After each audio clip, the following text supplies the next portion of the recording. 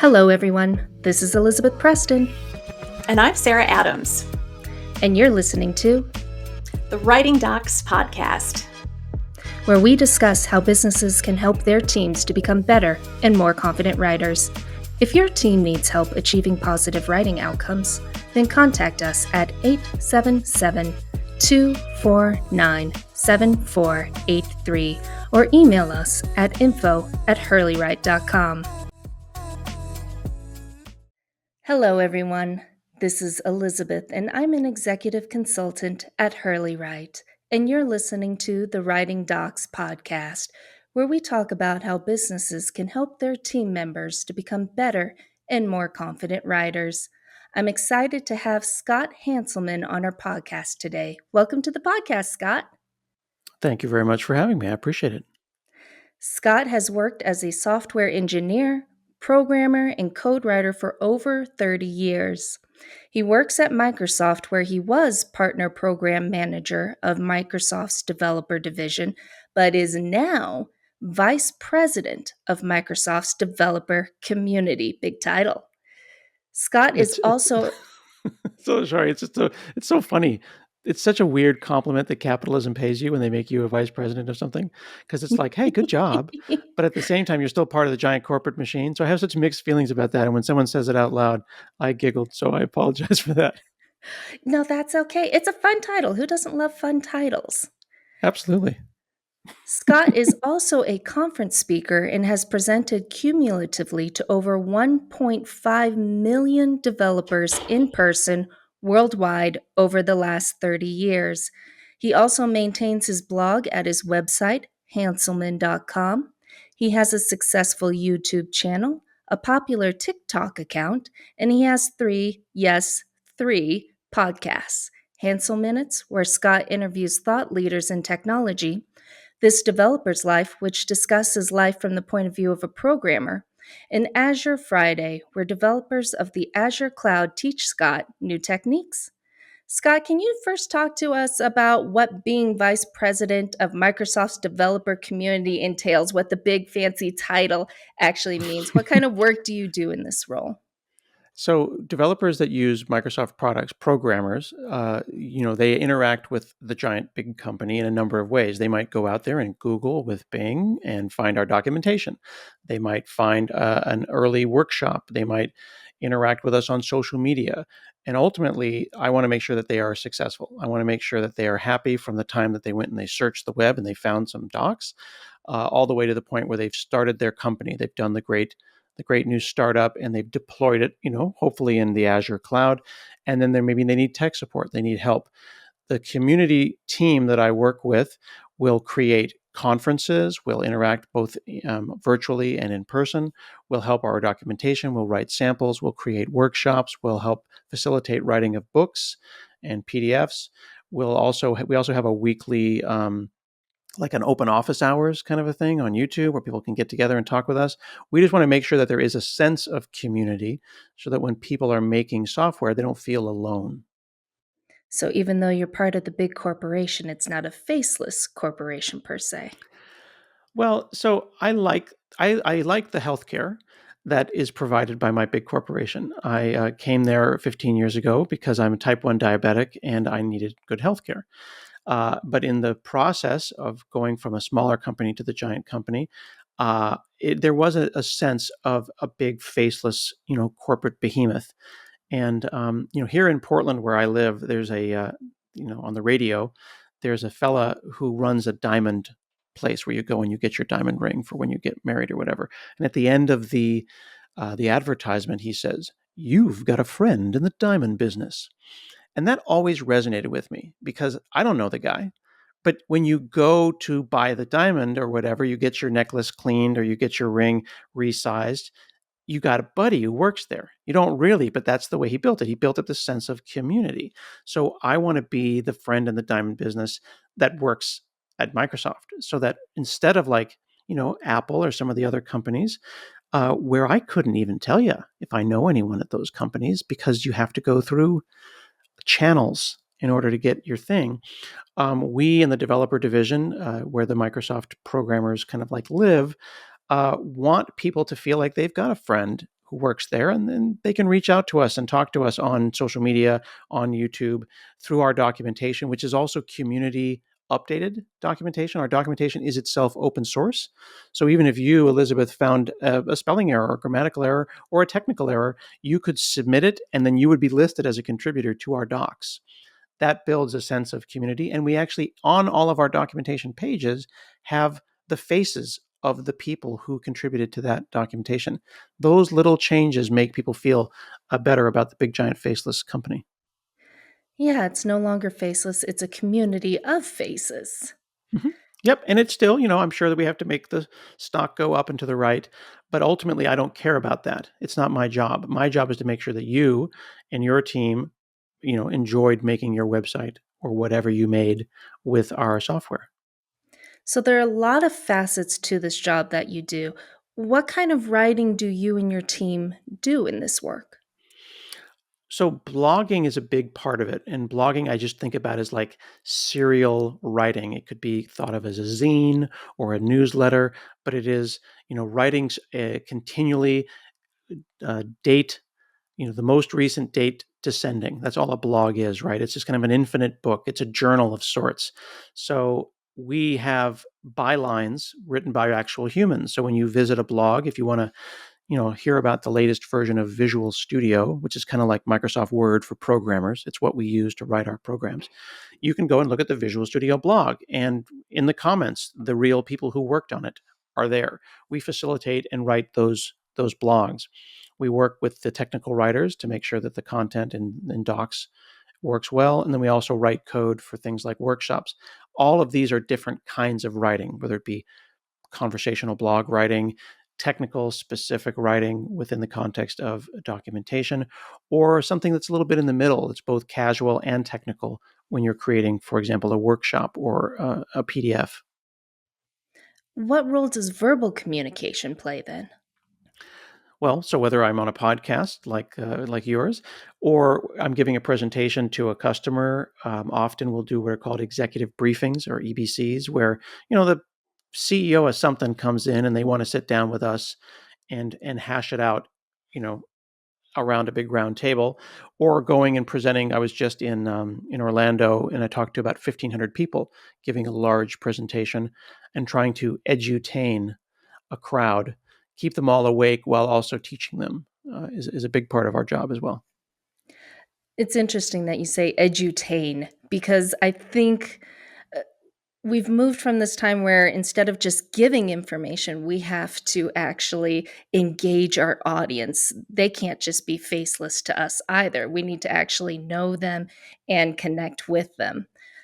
Now, when you're jumping around all these different types of communication, what are some challenges that you've found either with you or your team, and how did you go about solving those?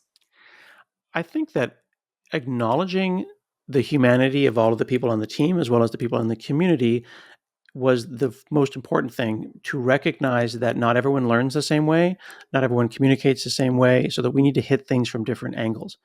I have people on the team that are great at video, but then there's different kinds of video. There's pre-recorded videos where we're going to go and do a workshop and look to camera.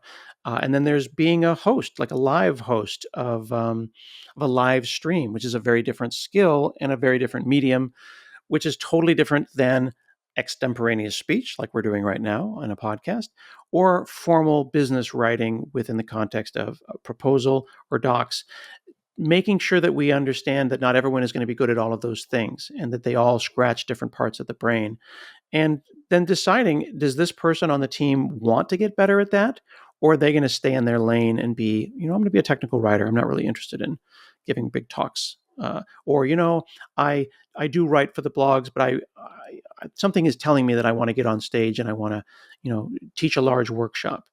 That is challenging to to coordinate all of those different flavors of communication, because not everyone's good at them. But then you can get better by practicing.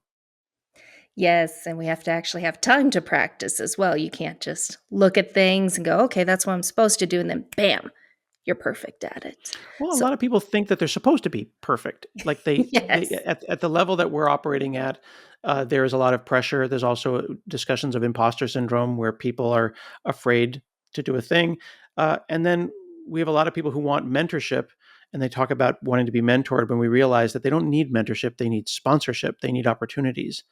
A lot of the folks are over mentored, which just means that they're getting a lot of advice. What they really need is an opportunity to go and give a presentation and try it, because when are you going to, you have to start somewhere. Let's do it. Let's get on stage. So we try to offer those opportunities for those who want them. I do want to ask, since we both agree that folks need time to practice strategies, especially when they're trying something new or they're trying to get better, how does Microsoft build a culture that allows for time to practice and allows for time for writing? Do you guys have like a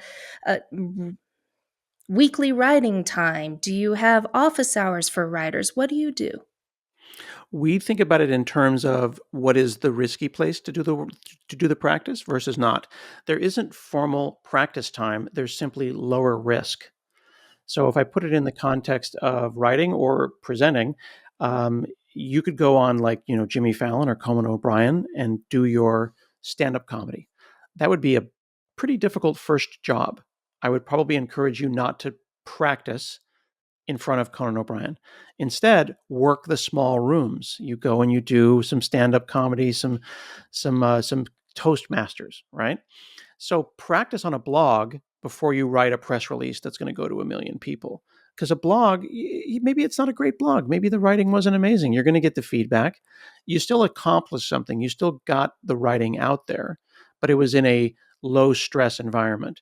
And then you move up to, to use my mixed analogy here, you move up to the bigger rooms. So whether it be verbal communication or written communication, there are always lower stakes opportunities. Plus, we work in open source, which means that we could be working on, for example, a source repository, and they could be doing some light documentation, which could have mistakes, could be a good place to practice. But then when they're writing the official docs that are going to go on Microsoft.com, we're going to have more rigor, but then they will have practiced on the less important stuff.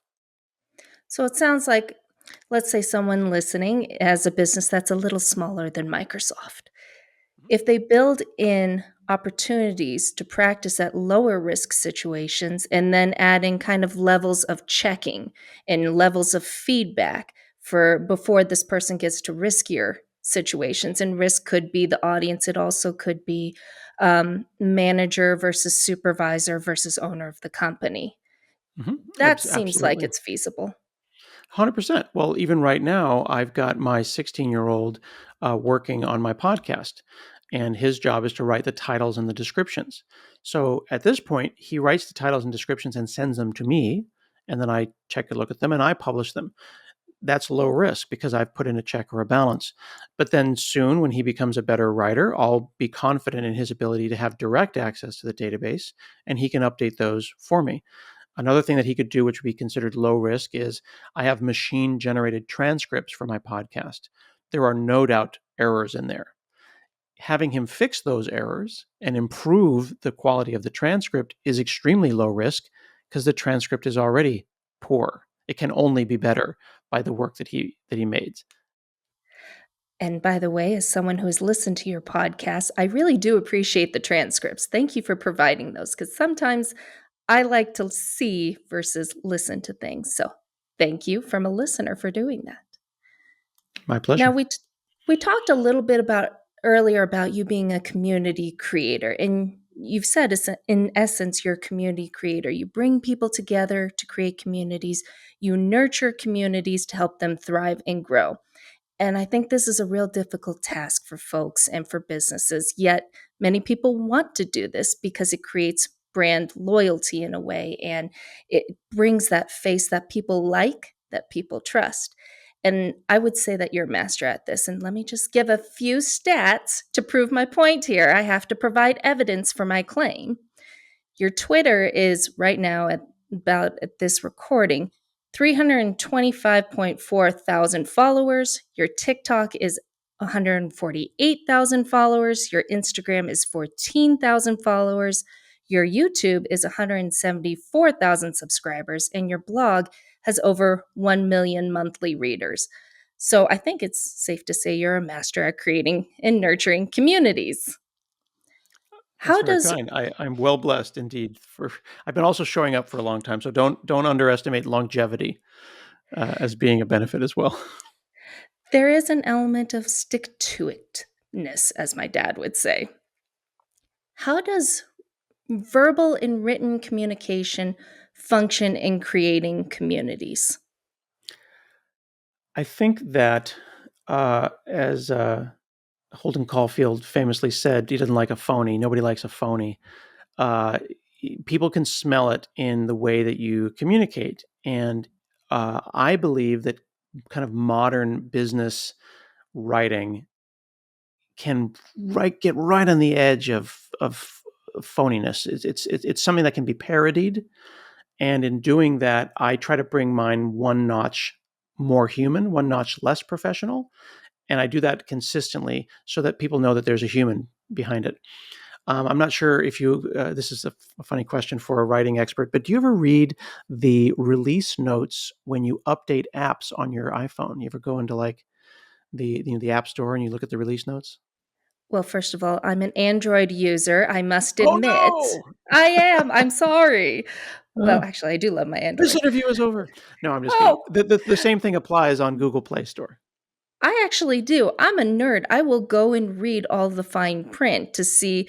I'm also a paranoid nerd where I want to know what information of mine is being looked through by apps. Okay, good.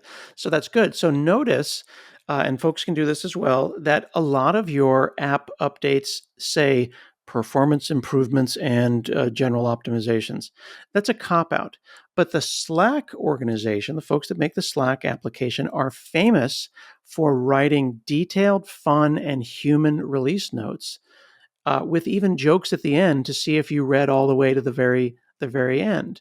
That tiny little thing reminds you that there's a human behind the big giant company. And they've done this for years, and it's become almost like an in joke because a large number of people don't read them. But the people who do read them will then post screenshots of them, and you'll find viral Twitter threads where people are talking about, did you see what the Slack release notes guy said this week? That's so crazy that they're the only one that cares.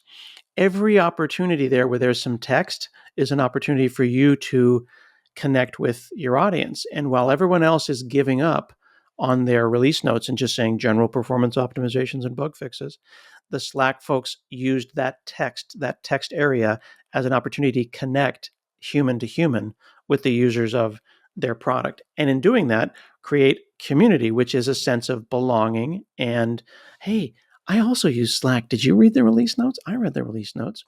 Those little moments create a sense of I'm a part of this, and you are too.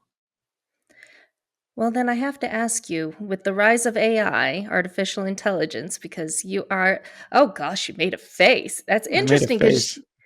you present on AI, you're a Hmm. developer. I think businesses view AI as a shortcut. How do we use AI to be more efficient and more effective, but not lose that humanness that you're talking about and not do the phony, hi, we're glad you're here and we're so excited about our new blah, blah, blah, blah. Yeah. I have a lot of mixed feelings about AI, and folks can go and find YouTube videos where I talk about it because, Microsoft sells things like Copilot, but they didn't call it autopilot, right? And that's really important because I could use a pair programmer, I could use a writing partner, I could even use a ghost writer, but I certainly don't want to just push the space bar and go to lunch and come back and find my paper written for me.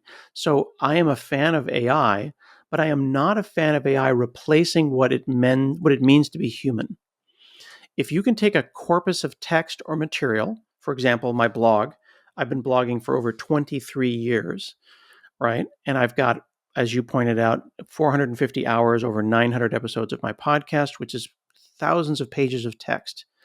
You could, with an AI, generate a Hanselman flavored podcast or blog post. But then what do you need me for? That's offensive. I want AI to reduce toil. So I look at a thing like Grammarly as being a kind of an AI that can help me be a better writer. But if Grammarly can just have me type hit space, and then it proposes the entire next paragraph, that's where it went too far. That's where something like Grammarly drops into the uncanny valley of creepiness and is now replacing me. So I don't like the idea that I could make a new Jack Reacher novel without the guy that wrote Jack Reacher. You know what I mean? That's what makes us human. If AI takes away our humanity, then we're using it wrong. So we need to use it as a tool to reduce toil, not one to take away joy. So you said what it means to be human. I'm going to ask you. I know this is a philosophical question. What does it mean to be human? Is it simply voice? Is it simply that we generate ideas? What does it mean to be human in writing materials and creating communities? For me, and it is very, we're getting real deep here. We're only like 20 minutes in and we're already getting into the weeds. Hey, we get to stuff fast on this podcast. This is good. No, it is about evidence that I was here, right? When you are in a meadow and you find the big tree at the top of the meadow, and you go over there and someone's carved their name into the tree, S loves M and puts a heart around it. That's their way as a human of expressing I was here. It's a way of grasping at immortality. So whether your hobby is writing or it's woodworking or it's 3D printing or sculpting, you are creating something to share with other humans that will live after you, presumably, and it is evidence that you were here. Uh, an AI that generates all of those things takes away the need to be here at all. Hmm. Do you think that's kind of an ethical responsibility then as we move forward using AI, that we do need to leave a mark that we were there? Yeah, absolutely. I think it does. Uh, I work with a team at Microsoft that comes up with a thing called the responsible AI principles. There's a lot of great people working in ethical AI that are trying to figure out what are we as a society going to decide. Like, for example, if you remember many, many years ago when someone cloned a sheep, I think that the sheep was named Dolly. Many, many years. Are you saying I look old, Scott? When you were 1 year old, do you Okay, I'll go remember? with that. There you go. When you were an infant, do you remember when they cloned that sheep? And then the entire world came together and said, let's not really do that. And we're not going to clone people because that's a bad idea. There are ethical things around that. There are international rules about what's not cool and what's cool. Uh, AI is happening so fast, and because it is open source, meaning that it's free and available, it's a little bit like as if cloning could be done in your garage. It becomes a little bit more challenging. But as a general rule, we as consumers, we as citizens, can vote with our feet, right? And if I can take the work of an artist, 20 years developing a style, and then remove the need for the artist, and now I can just push a button and generate the style, I'm not a fan of that. But I'm a big fan of things like summarizing AI because there's two sides to AI. There's generative AI to create with it, and then there's to summarize. It's effectively the TLDR, too long didn't read version of AI. So, for example, I had a great 1 hour meeting just yesterday on Microsoft Teams, and one of our members couldn't attend. They could watch the 1 hour video, they could read the multiple page transcript, but it actually generated 6 bullet points about what we talked about with follow ups and to dos. That's value. That's like we had a full time secretary who was sitting there doing transcription and taking notes. That was toil. That was work that was no longer fun. And that adds value. And if I could have a small business now have that ability, imagine having a 2-person company and now suddenly the company's 50% more productive because you have a new employee. That employee is now taking notes for you and giving you to-dos. That's value, in my opinion.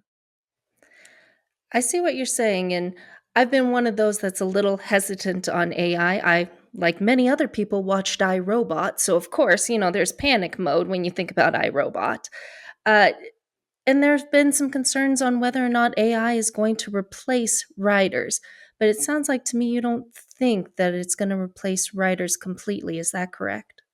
I think that in some instances it will replace bad writers because AI can make bad writing faster. We're already seeing that. I don't know if you've ever Googled for something and gotten to a page. I was Googling for how to clean a sink, and I was about 4 paragraphs into it, and they were suggesting I use barkeeper's friend and certain things to clean my stainless. And I was like, I don't think this was written by a person. It was just the tone was wrong. And this is like when you visit a blog and you go, maybe this isn't a native English speaker, and that's fine. But this was more than that. It smelled wrong. And then I realized that it was written by an AI. It wasn't real at all. And then I took the time to look at the domain, and it was some nonsense. And it was an entirely generated bunch of BS. The problem is, does that exist? That's a problem. But also the problem that Google thinks it's okay to suggest it to me. So if Google, as the front page of the internet or Bing, decides to surface bad writing, that's going to be a problem. But then the way we solve that is by being good writers, right? I don't think that AI will be able to make splogs, spam blogs about, it could replace People Magazine, but I don't think it can Oh, replace. ouch. Well, you know what I mean. It's, maybe the Inquirer, but that's not really writing in the kind of uh, purest form. Good technical understanding in writing, I think, is going to need humans involved. So I'm hoping that while we will see an uptick in spammy blogs, just like years ago we saw pop-ups and banner ads, and we moved through that, and we get spam email. And as a general rule, spam email is not a huge problem. It doesn't affect me from day to day. We're going to see an uptick, and then we're going to solve it. I hope. Do we have any solutions for that problem at this time you're seeing on the horizon? Yeah, in fact, I had a really great conversation with a gentleman that you should have on your podcast named John Warner, who wrote a very famous book. He's an English professor that's called Why They Can't Write: The Death of the Five-Paragraph Essay.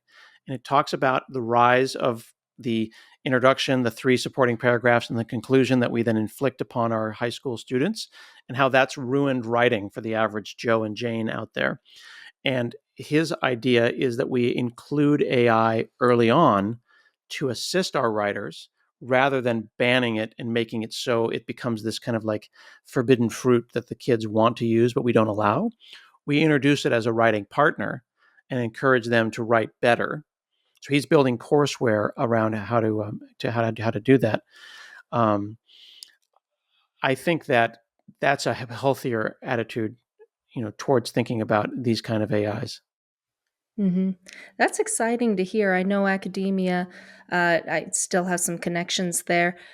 They're Oh, I'm panicking on sorry. AI. They Oh, are yes. panicking. I wanted to point out one other thing that more correctly answers your question. We can detect, 80, 90% whether something was generated by an AI. So just as you can run student papers through plagiarism and look for paragraphs and fingerprints and make sure they didn't put it on Wikipedia, you can do the same thing and detect whether or not a paragraph is run through something like a chat GPT, which might be worth talking about a little bit, explaining what a very large language model is and why it is, how it knows how to write. Because a lot of people think it's just an iRobot.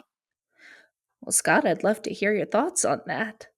I just want permission to talk about it. I want to make sure that that's the direction you Permission want to go. granted. Okay. Permission granted. So here's the way I like to explain it to non-technical friend, and you can now do this at parties. This is your new party trick. So okay, so Elizabeth, it's a beautiful day. Let's go to the. Okay, so you said park. Most people say beach. In fact, we could go and build a statistical analysis of the percentage of people who say beach versus park versus the long tail as we start getting into 2 and 3%. People say museum, mall. All of those things are very context sensitive. Where are you located? You're in Colorado. I'm in Portland, or maybe you're in London. Like different people with their context, different people of different age, different background, different ethnicity would say it's a beautiful day. Let's go and do this thing. And if you have additional context that the chatbot doesn't know, like you haven't seen your friend who's a museum curator in a while, and if you say it's a beautiful day, let's go to the museum, the chatbot's gonna be like, that's weird. Why would you say that? That's such an obscure thing. That's because they're missing context. Well, we're visiting and we're in London and my friend works at the museum. I haven't seen them. That's context. If you say it's a beautiful day, let's go to the beach and park are the most statistically likely things. It's almost as if ChatGPT is doing a game of Family Feud, where the person goes, all right, show me beach.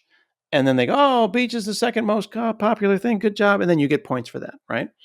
That's how it's making those decisions. Because when beautiful day, let's go, when trained on the corpus of all of the text of the internet, beach and park are basically neurons that are near beautiful and day and all of those kinds of things.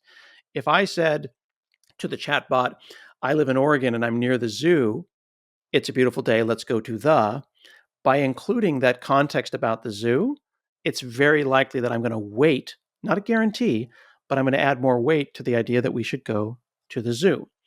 The more context you give the chatbot, the more likely it is to go and pick the right answer. Here's the thing though, what is the right answer? Is it park or is it beach? This is a trick question. Well, there is no right answer in that. Exactly. There is no right answer. And this is the problem, though. We look to AIs and chatbots for authority. We ask them questions and we want answers. But this isn't an objective fact, it's a subjective opinion. So if you ask that to a chatbot and you go, look, that's evidence. It said beach. That's the answer. And then Elizabeth is like, I said park. That's the right answer. There are no right answers in this kind of subjective work. And we can't point to the chatbot as being authoritative. These are statistical models that are picking the most likely thing that is reasonable. And in doing that, they are either going to continue to become grounded in reality with evidence, or they'll start to float away and what they call hallucinate. We don't usually like to use the term hallucinate because it's not a mind. But if you start asking it weird stuff, it's going to start saying weird stuff. And you see that in your technical journalism, where people are starting to write very concerning articles about how the AI said awful things to them and started to go off the rails. They're not realizing that the AI is a sock puppet. And a sock puppet is your own hand. And if you talk to your hand and you say, hey, tell me how you would take over the world. I don't want to tell you how to take over the world. No, I insist. Tell me what you would do, AI, to take over the world. Okay, fine. I would start by, oh my God, what have I done? You've just told your hand to tell you how to take over the world. If you lead it down the primrose path, you will be disappointed. So if you have that understanding about it's a statistical model and it doesn't really know stuff, it's a very baby brain, then it changes how you feel about an AI. And then if you start treating it as a partner and a brainstormer, as opposed to a thing that is artificially intelligent, it is not intelligent, but it is artificial, then it changes your relationship with this giant model of text. Does that give you a new way to think about AI? It gives me a lot less scary way. And you're right, there have been some things in the news saying, oh, this AI has developed consciousness. It is actually aware. So you're saying it's not aware.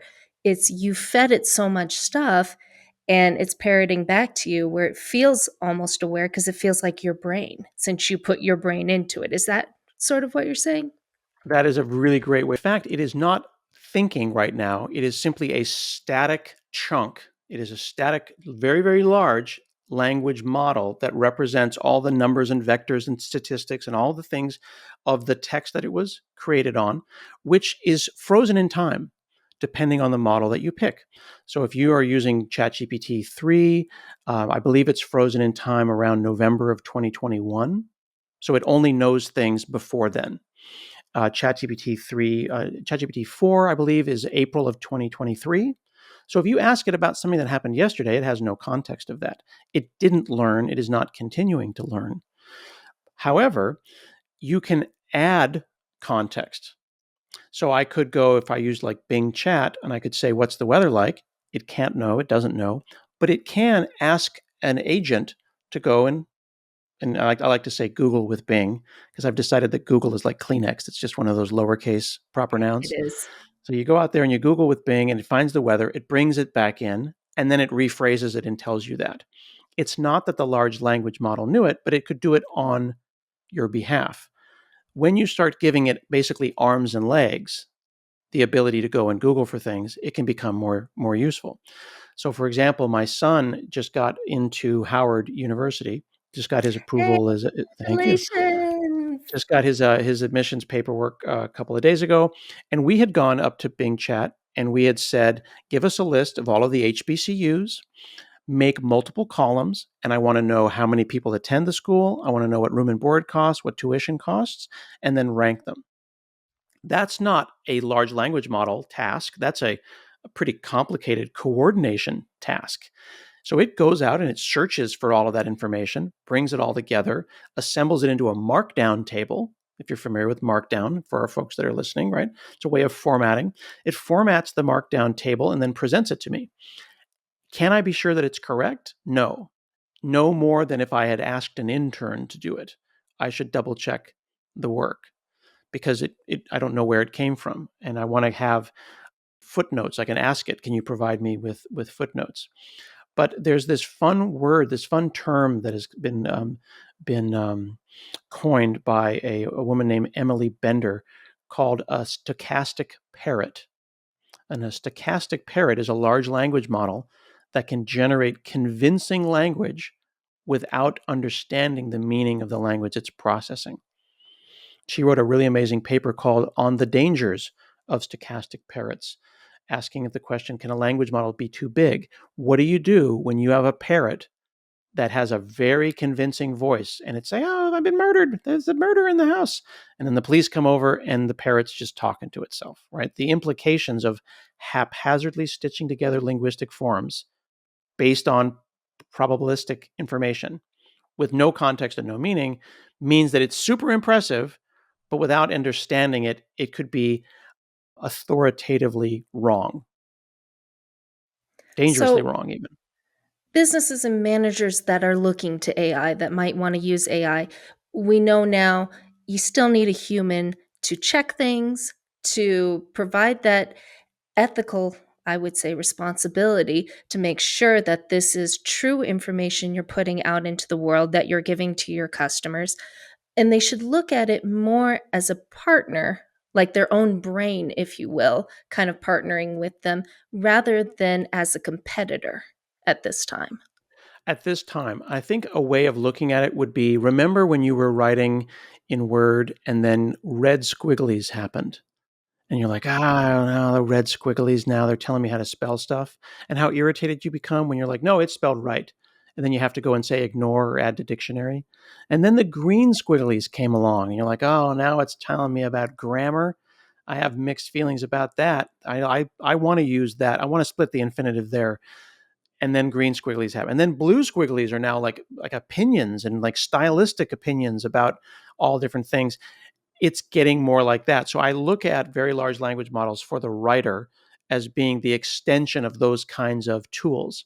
One great example, an analogy, if I may, that I like to use is I'm teaching my 16-year-old how to drive. And I am Oh, I'm profoundly sorry. disappointed. I know it's bad. I'm profoundly disappointed that I cannot find him a manual stick vehicle. Now, this is a generational issue, but it turns out in Europe, 75% of cars sold are manual, and in the United States, 1% of cars are manual. And I was utterly unable to find him a stick shift. It's it's an American, anachronism. Why do I want him to get a stick shift though? It's because I think it will change his relationship with the car. He'll understand the car more. He'll have both hands on the car. He can't, in a world of self-driving cars, I'd prefer him to maybe just be a stick shift driver. It would change how he thinks about things. Just like I could say, I'd really love it if you would write this entire document without the help of Grammarly, without the help of spell check, without the help of an AI. I'd like you to write this document stick shift. Here's where it gets challenging, though. If you or I say that, right, even if you, Elizabeth, say to your employees, I want this done without any assistance, I want it raw, are you being a gatekeeper? Are you being ableist? Are you making it so that someone who might be, dyslexic or might have issues with how they write, are you taking away a fundamental tool? Are you gatekeeping good writing? People will start to say that students in 5 years will say, well, without the AI, I'm not a good writer. That's like saying, well, without Tesla autopilot, I'm not a driver at all, right? In a world where Uber exists, which is a wonderful thing that provides transportation to those who cannot drive, whether it be they can't drive at all or they can't drive at this moment, what does it mean to say, I prefer to drive stick? What do you think? That's so interesting, Scott. I haven't thought about this before. I have had students before, though. Actually, I did think about this before when I had a test for my students. They weren't allowed to use any AI. the program doesn't allow them, it cuts them off. I had a dyslexic student. He said, I can't write without Grammarly. This is not an ad for Grammarly, it's just what he used. And he said, I apologize ahead of time. It's just what I do. His ideas were there. He's still a smart kid. He still Hmm. provides thoughts. And I did feel bad at the time cutting him off from a tool that could help his thoughts to shine because it wasn't a detriment that he had control over. It was nothing that he could just, if he pushes harder, he'll learn it, he'll get better. So that's so Right. interesting. I don't have an answer for you. And I think this Yeah. is something that you folks with the fancy titles will have to decide, as well as business owners and managers, on whether or Yeah. not it is gatekeeping or if we still need to push for people to learn the fundamentals of writing. Maybe it's a combination. I think it's a gradient. I imagine this kind of slider bar of assistance. For example, if someone were dyslexic, and I have members of my team who are, I would not take away the use of the dyslexie font. That is a reasonable accommodation that would allow them to be a better reader by changing the font. Doesn't hurt anyone. It literally is an accommodation. But when you get into generative AI, are you are you when does the human be removed, right? Like if someone were unable to write, if they didn't have the use of their arms or legs, then that would give them reasonable accommodation. They could have voice to speech, which is something that I use because for a time I had shoulder surgery and I was unable to use my upper arms, so I did all of my email over voice to text. Taking that away would be removing a reasonable accommodation. But then how far do you take that? And I think you just need to take it on a case by case basis. If someone is capable of good writing within reason, I don't think that having the entire thing generated from, you know, the space and then they've written the paper, that's where you got too far. Yeah. I think I use it as a also co-pilot. I use it as a brainstormer. Copilot's a good way to think of it. It may also be a guideline. Does this person need this to have their own thoughts shine? Ooh, I like that. That's a great framing. Why, thank you. I got a compliment from Microsoft's Vice President of Developer Communities. Thank you. Oh my goodness. Yeah, you're making me feel bad. No, but I just think that is an excellent way to frame it because ultimately this is where we talked about at the beginning. The callback, it's about the humanity. If AIs turn you into, and I'll use a Marvel reference here, if AI makes us all into Ultron, we've done it wrong. But if it makes it all into Iron Man and Iron Women, that's cool. Because who doesn't want a cool suit that's going to let you fly around and do stuff? But Ultron doesn't have anybody inside. That's not fun at all. I want augmentation. I don't want replacement. hmm And I think one aspect that all writers need to learn, and you as a community creator, maybe you'll have a unique perspective on this, is audience awareness, learning who you're talking to and how to talk to them. So, how do you as a community creator figure out who you're talking to? Because it's not everyone. Sometimes people say, I'm talking to everyone. It's never everyone. That is a really great question. I actually was presenting at a storytelling workshop yesterday, and I talked about the importance of localizing your language. And I didn't, and they thought that I meant, obviously the first initial reaction is like, oh, you mean like into Thai or into Spanish? Like, no, localizing for your audience. Are they going to understand the idioms, the colloquialisms, the stories, the jokes? We could all be speaking English. It doesn't matter. I was in Malaysia, and I was presenting a talk, and I had the slide deck already done. And in the slide deck, though, were some analogies using movie posters. And one of them was Twins, which was a movie with Arnold Schwarzenegger, who's a very tall, muscular fella, and Danny DeVito, who's about 4'11" and less than muscular. And the joke is that they're twins. And that's a great kind of iconic movie poster. They're leaning next to each other, and it says twins. And it's like, yeah, they're not. That's funny because they're not twins. That's not going to land in Malaysia because nobody knew that context. But the idea of a mismatched pair of silly brothers, that's a concept. That's a almost an archetype. So what I asked my audience before I gave the talk, I basically spoke to some folks in the who were going to be at the conference, but I had yet to speak. I said, "Would you help me localize this? Can you make a suggestion of some maybe famous Malaysian TV people, musicians, somebody, I'm looking for a mismatched pair. And they offered me that. And in doing that, my talk was connecting more with them. I used a local, I think it was a TV show or a talk show host, and they all laughed because they're like, wow, he did his homework. Like, he didn't just get off the plane from America and do a talk for Americans in Kuala Lumpur. And I did that for the entire talk. So, in that simple example of asking who your audience is and then adjusting for your audience, you can take that as far as you want, all the way down into every little colloquialism, every joke, to make sure that the point lands in a non ethnocentric way. You do have a reputation amongst the interwebs of being a fantastic presenter, and I have to agree. Again, I stalked you. I looked at a bunch of your YouTubes and your presentations, and there was one about a month ago. I think it was actually on the Copilot that we just talked about. And you come off as trustworthy. You come off as relatable, and I know all these compliments we didn't That's kind of a expect. backhanded compliment. You come off as trustworthy. I mean, the jury's Well, still out, Elizabeth. I know behind that, there's a lot of technical, complicated information, but you break it down where it's accessible. So, how do you do this where you take something as complicated as AI and, like you just did on this podcast and in that GitHub YouTube video, you make it accessible? You make it where people can understand. How do you do that?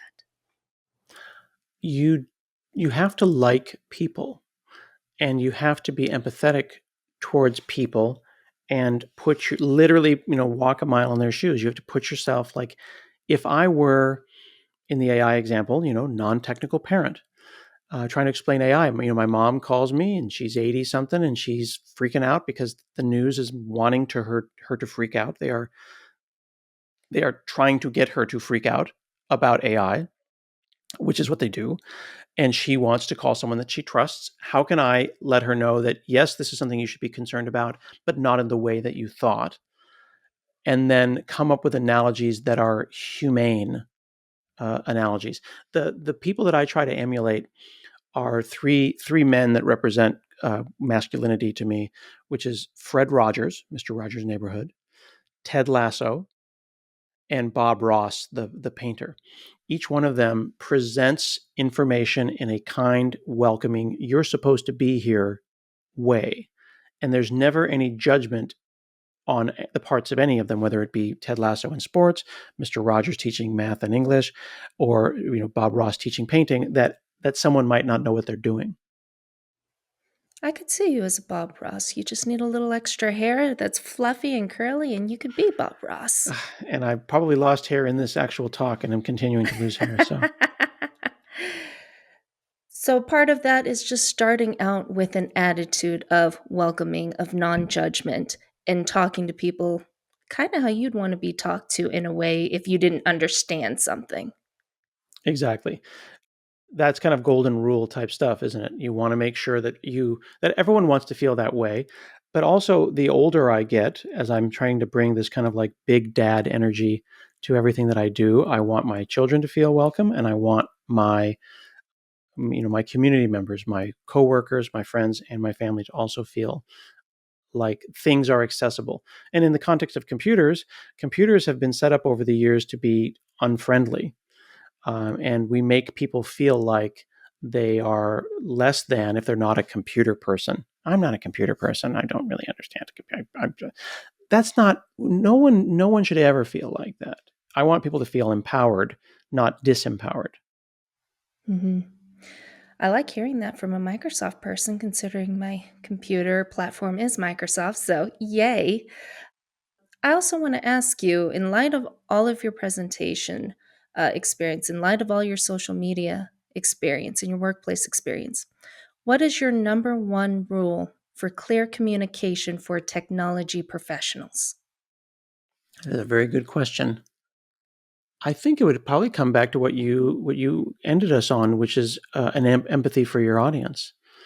Ultimately, none of it matters if you're not thinking about who this speech, this document, this paper, this book is for, and does it serve them? hmm I like that. Now, Scott, there are 3 questions that we always ask our guests on this podcast. Are you ready for the 3 questions? Let's do it. First one. What is one thing that you wish you'd been taught about writing that would have made your professional life easier? Write the whole first draft and throw it away. Probably. I think too many people try to make it right the first try. I watch my sons try to pull a final draft out of thin air. Just slap the keyboard. I think slap the keyboard is my number one. Just slap the keyboard. It doesn't matter. It's garbage. Delete it. The second one will be better. Yeah, we run into a lot of clients where they think, I have to write Shakespeare first time out, when everyone's first draft is crap. That's one of the secrets of writing. Stephen King, Nathaniel Hawthorne, all of them crap the first draft. So the second one is, what is a writing rule or habit that we hear a lot about but doesn't seem to serve you much in your actual writing life, like never end a sentence on a preposition or never split an infinitive? Oh, if you were to look at my blog or spend any time on my blog, I am writing as one speaks. And typically there's writing for business and writing for scripts and writing, like all those different kinds of flavors of writing. If you know my voice and you've seen me on the internet for a time, people read my blog in my voice. So there is a colloquialism in my writing that is probably not very professional. And in doing that, I'm breaking a ton of rules. I love a good comma. I love a nice pause. And I will use all the M dashes as appropriate to try to get them to read it the way it sounds. And that is breaking a rule. I am a fan of the M dash. It drives my husband nuts, but we will have M dashes on everything I send him, texts, emails. I love them. Yeah, like if I was just going to say while you were saying that, in my mind, I just thought, you know what I love? A good M dash. And you can hear the M dash there. You know what I mean? And someone else might be thinking that was a semicolon. I'm like, no, it was not. It was an M dash. And there's another one, right? So there's 2 M dashes for free. I love it. It's the drum roll of grammar. What is one thing that you wish people knew about writing, specifically about writing in technology or the business world? One thing that people should know about writing. I think it's more powerful than people realize. I'm a big fan of blogs. Right now, in this time of AI and this time of social media, I would want people to realize that they have a limited number of keystrokes. And there is a finite number of keystrokes left in your hands before you die. And I Oh, don't we want to did be a get deep. downer. I don't want to get a downer, but I want people to feel empowered by this. Elizabeth, I actually made a website, a one-pager. You can go to keysleft.com. You can type in how old you are and how fast you type, and it will tell you how many books you have left. And if you Keysleft.com, right? keysleft.com. Try it right now. I'll wait. Oh, you're going to make me put in my age? I won't know your Keysleft.com. age. Nothing is stored. It's all done locally.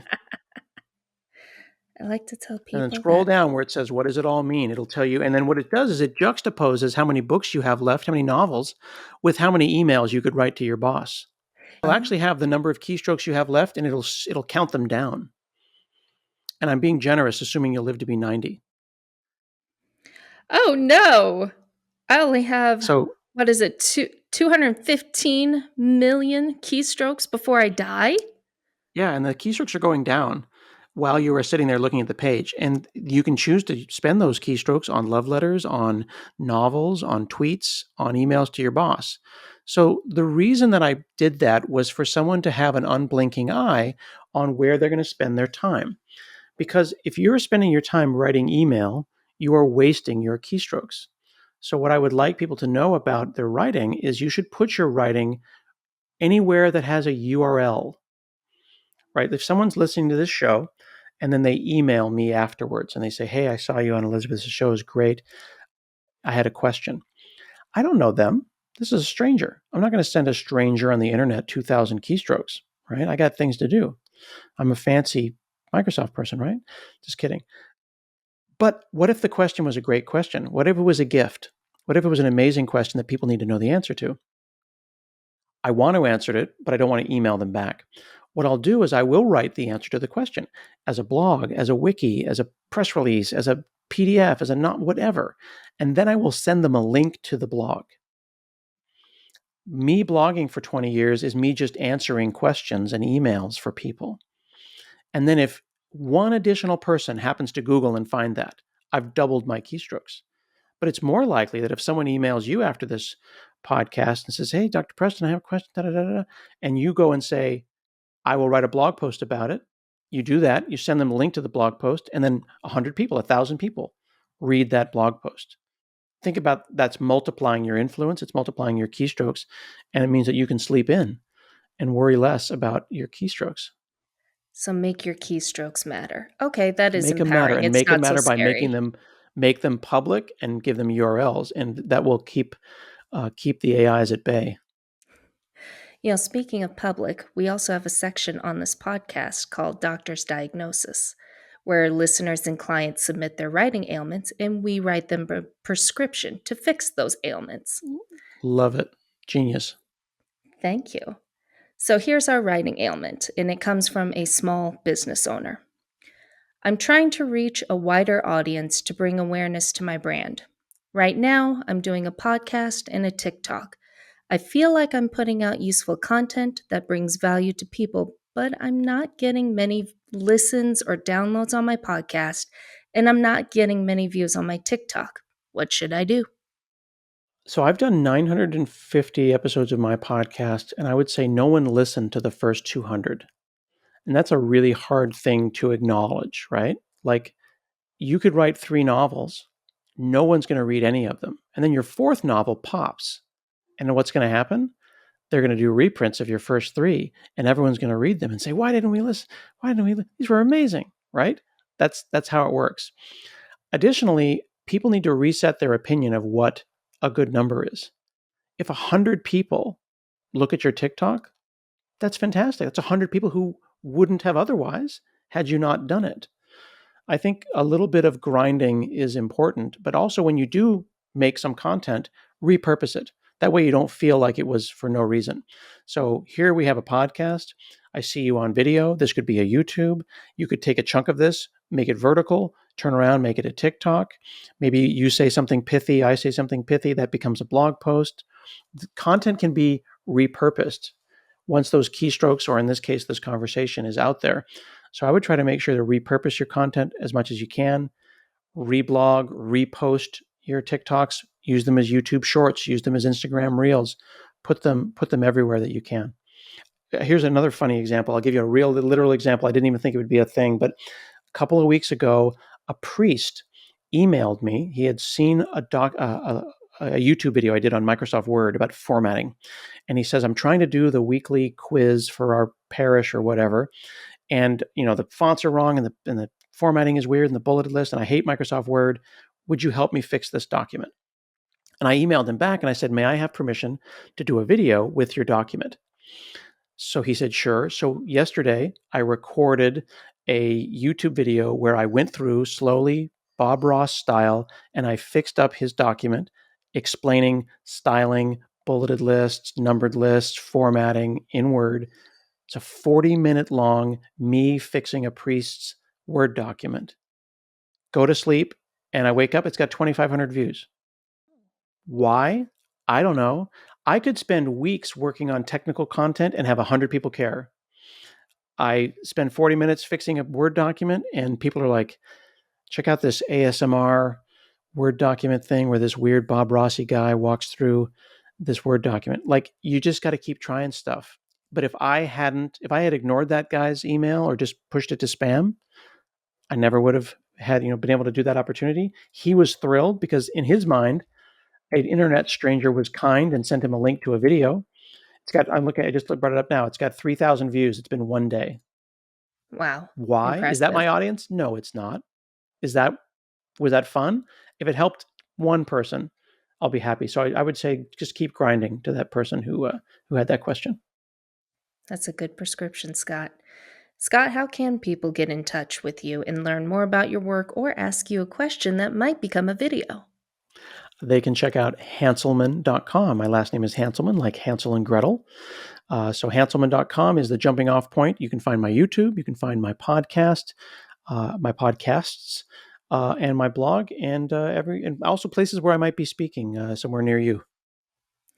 Terrific. Thank you for joining today, Scott. It was a pleasure having you on the podcast. I feel a little bit better about AI now, too. I'm glad. I'm glad. It is still in a tenuous time, but if you understand that it is a tool and you can use it to make your writing better, I hope that you give it a try. Make sure to check out Scott Hanselman's podcast, Hansel Minutes, which is now on YouTube, and make sure to check out his social media handles. This is Hurley Writes Writing Docs signing off. May your week be filled with good health and good writing. Hurley Write can help your employees learn better strategies to be effective and efficient writers. Hurley Write has helped numerous companies solve their writing issues, and we can help your team too. Contact us at 877-249-7483 or email us at info@hurleywrite.com, and one of our writing experts will be in touch.